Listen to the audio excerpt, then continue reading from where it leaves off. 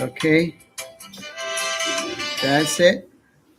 More than enough, and that the people, the workmen were actually complaining that they were getting more than what they needed. That's a problem that some persons will want to have today, right? It's not a problem but it was a problem for them. All right. So in Shemot chapter, Exodus chapter 36, we saw something rare. Bnei Israel brought so much that Moshe had to stop them, say, stop giving. We already have more than enough. The community moved with one heart, one purpose, one direction.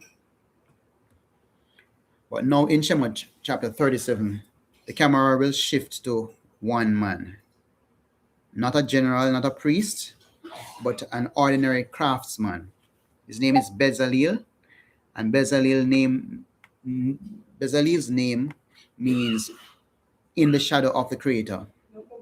Steps forward and builds the most sacred objects in all of Israel's history. The Aron, the table, the Menorah, the altar of incense, all by himself.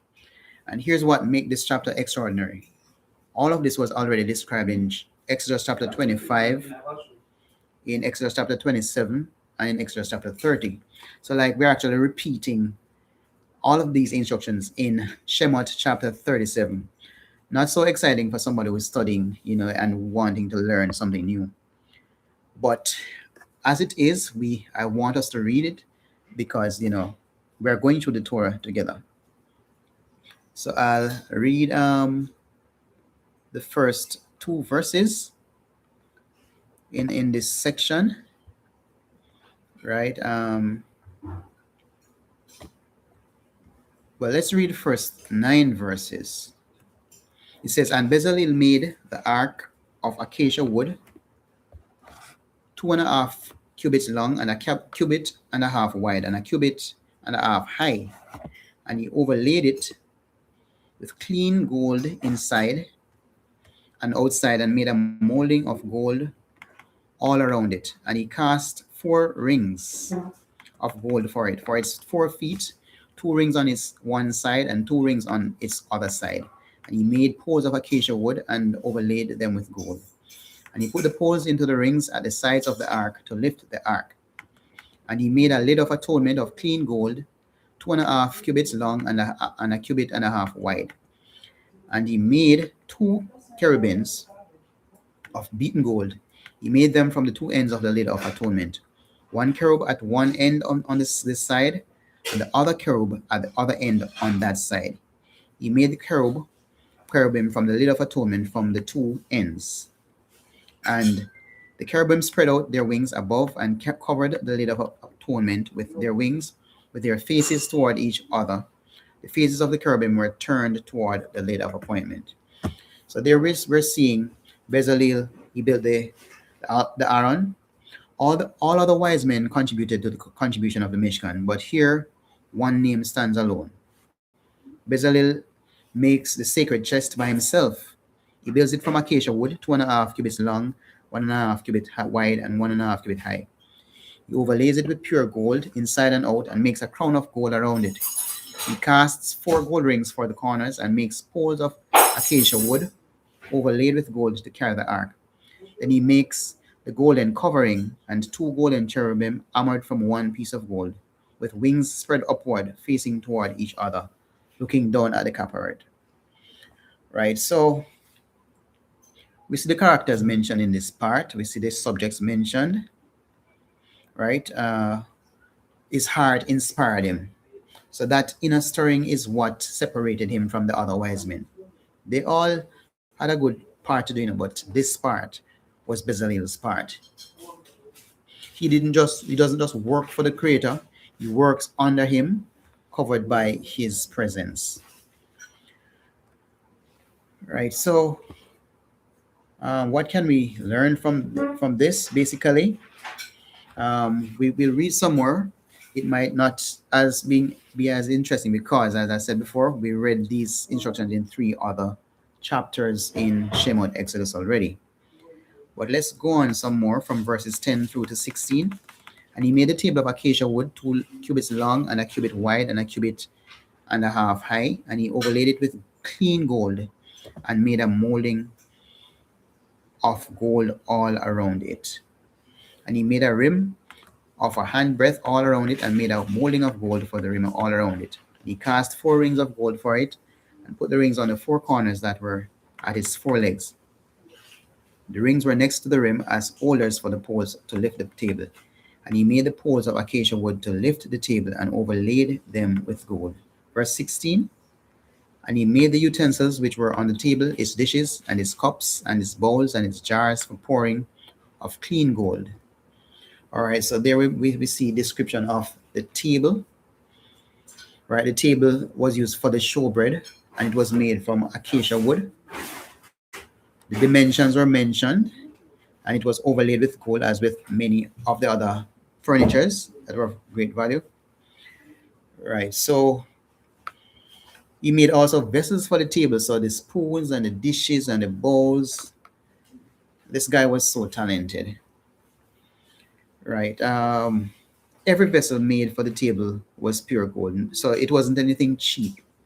It was nothing that was done out of half-heartedness. And the point is, the Creator deserves our best. He does not deserve our leftovers. All our contributions matter. Every dish, every nothing is too small in the service of the Creator. So that's what I gleaned from those recent verses. Let's continue in verses 17 to 24. He says, and he made the lampstand of clean gold. He made the lampstand of beaten work, its base and its shaft, its cups, its ornamental knobs, and its blossoms from it. And 6 branches came out of its sides, 3 branches of the lampstand out of one side, and 3 branches of the lampstand out of the other side. There were 3 cups like almond flowers on one branch, with ornamental knob and blossom, and 3 cups like almond flowers on the other branch, a knob and a blossom. So for the 6 branches coming out of the lampstand. And on the lampstand were 4 cups like almond flowers, its knobs and blossoms. And a knob under the first 2 branches of the same, and a knob under the second 2 branches of the same, and a knob under the third 2 branches of the same, for the 6 branches coming out of it. Their knobs and their branches were of it all. Of it was one beaten work of clean gold. And he made 7 lamps and its snuffers and its trays of clean gold. He made it of a talent of clean gold and all its utensils. So this part is actually talking about not the table, but this part is talking about the menorah. It was made out of 1 talent of gold, and this was armored from pure gold. The dimensions were mentioned again, and each branch has 3 cups shaped like almonds. So 3 on 3 on each sides, and then 1 in the middle, so making 7 lamps in total. Right? The entire menorah with all its accessories is made from 1 talent of gold, as we have pointed out. But what is this actually saying to us? Why was the menorah made? And why was it made from solid pieces of gold? The menorah symbolizes light, and Israel is supposed to be a light to the world, right? And Israel must be united, so it must not be made from pieces being welded or joined together or crafted together. So the unity of the menorah actually speaks to the oneness of the Creator's light. It comes from one source, flows through many branches, but remains one, right? That is how Bnei Israel is meant to live. Some of the most beautiful work that the Creator does in our lives comes through being shaped by pressure and difficulty. So we realize when the menorah was being made, it was beaten, right, and pressured, right? So that's what the relation to our lives be. Betzalel didn't assemble the menorah from easy pieces. He beat it into form So we could say the Creator shapes his servants the same way. He beats us into form. So we might get a little squeeze here and there, but just remember that all that we're going through is actually bringing us into a form that is allowed by Him to be closer to Him, and to be able to have the need to depend on Him. Verse 25 says that, and he made the incense slaughter place of acacia wood, a cubit long and a cubit wide, square and 2 cubits high. His horns were of it, and he overlaid it with clean gold, his top and its sides all around, and its horns, and he made a molding for it of gold all around it. And verse 27, and he made 2 rings of gold for it under its molding at its 2 corners on both sides as holders for the poles with which to lift it. And he made the poles of acacia wood and overlaid them with gold. So we already spoke about the table. We already spoke about the menorah, and now we're looking at the altar of incense. This too was made from acacia wood, so that seems to be the primary material to make these tabernacle furniture. The dimensions were mentioned, and gold rings were placed below the molding, right? So that's how that furniture was described. And the altar of incense, it stands closest to the veil, which separates the holy place from the most holy place. Of all the furnishings, it's nearest to the Creator's presence. So it's nearest to the most holy place, right? So this is a unique furniture. And the question may arise, why was the altar of incense placed closest to the veil of the Most High? So when we look at it, we have to recognize that prayer is the activity that brings us nearest to the Creator. So if that is the place that the praying goes on, then that would be the place to be. It is the final place that you'd pass before you're entering into the set apart space. Do we notice that there is no other person's name mentioned in this passage so far? Why is Betzalel's name the only one specifically mentioned for the building, for this part of the construction? Well, first of all, he was the only craftsman available. Maybe. No, I don't think he was the only craftsman, because there's Oholiab there and there were other wise men there. But this guy, Betzalel, his heart was uniquely inspired. So that made him the most ready and most willing servant for a most secret or set apart task. All right, so we're at the end of the chapter. Oh, there's verse 29. Verse 29 says, and he made the set apart anointing oil and the clean incense of sweet spices according to the work of the perfumer. This guy had so many talents, so many skills, right? I'm just wondering, I'm hoping that he, having had those skills, would have actually introduced or invited some understudy so that they could actually learn what he was doing, right? This chapter obviously is a chapter about one person. Betzalel, he didn't wait for permission. He didn't wait for perfect conditions, or he didn't wait for a more experienced colleague to step forward.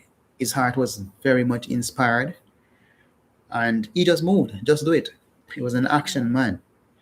He built the Aron, the table, the Menorah, the altar of incense. He made them piece by piece, detail by detail, day by day. So that suggests to me that the best way to finish a large project is to begin, not to deliberate and put it off, not to analyze endlessly, not to wait until you feel fully ready, but to take the first step, then the next, and the trust that the Creator will qualify the willing. All right, so we're at the end of the chapter, and though it's a repeat, it is showing that the Creator places special emphasis on the furnishing, and He wants His place to be properly done so it can be dwelt in. And so maybe that's the reason why it's repeated in so many chapters. We must know that our contributions matter, our willingness matter, and it's not just about our brilliance or our eloquence or our experience, right? We have to just be ready to do the job what the Creator calls us. So whatever the Creator has placed in your hands to build, let's just stop thinking about it and just start doing it. That's the way that's recommended to go forward. Right. So that's it for that chapter of Shemot, chapter 37. Hopefully, we'll have more to learn when we do chapter 30.